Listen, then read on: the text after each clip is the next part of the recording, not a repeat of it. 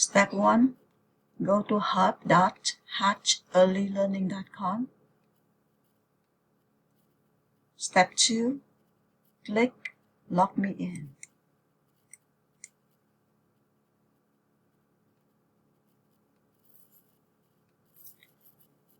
Step 3. On the top right corner, click Hatch Insights.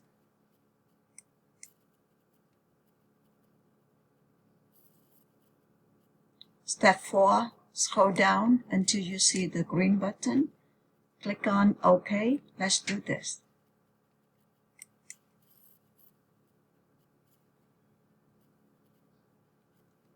Now you can start enter the children's data. After you finish entering the data for the first child, click Save and add another. So continue until you finish on your children's data. Then click Done. That's it.